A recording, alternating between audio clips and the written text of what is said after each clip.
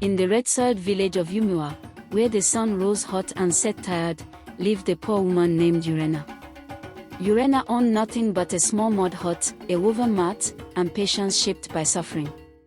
Her parents were long gone, and the grandmother who raised her had returned to the ancestors many seasons before.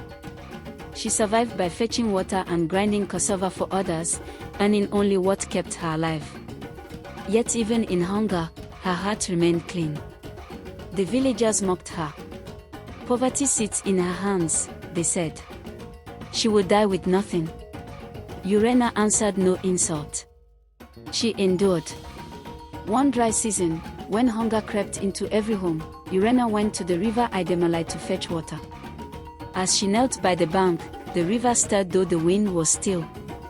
The water rose.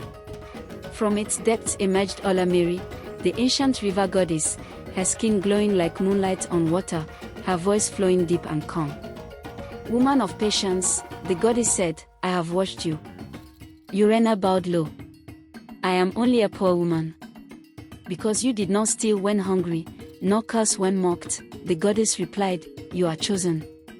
From the river, Olamiri lifted an old calabash, smooth with age and carved with sacred symbols. "Take this," she said.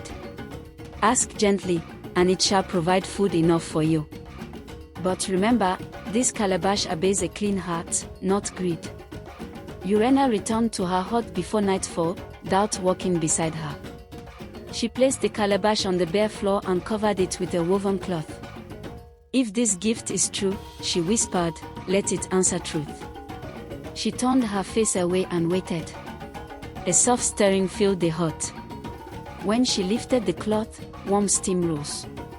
Inside lay pounded yam, rich vegetable soup, and fish fresh as the river itself. Her knees weakened. She rushed outside, no footprints, no fire, no visitor.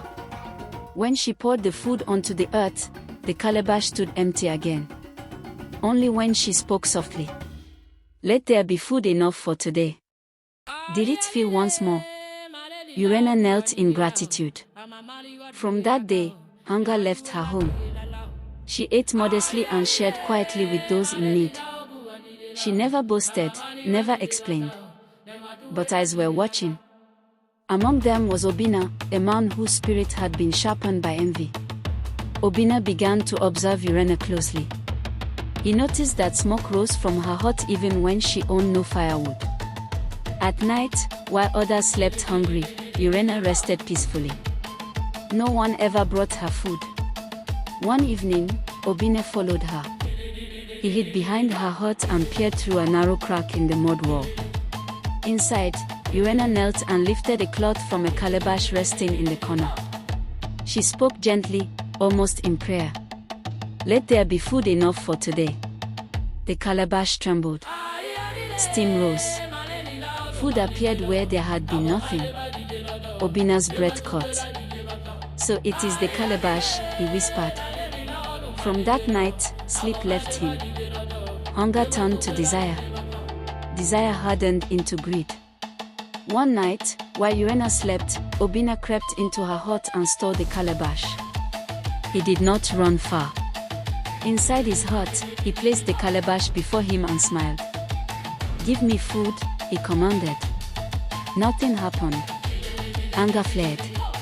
He kicked it lightly. "Feel yourself." Still nothing. Mocking Urena, he softened his voice. "Let there be food." The calabash trembled. A low hum filled the room. "Yes. More," Obina shouted. "Enough to make me rich." The calabash shook violently. Black smoke poured out. Biting ants swarmed the floor.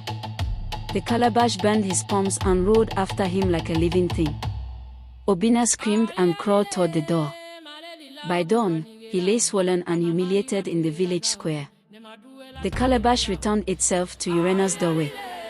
The villagers understood then that the gods had spoken. No one mocked Urena again. No one touched the calabash. Urena continued her quiet life, feeding herself and helping the hungry, never using the gift for pride. And the elders of Yumua still say, the magic calabash feeds the patient, but punishes the greedy.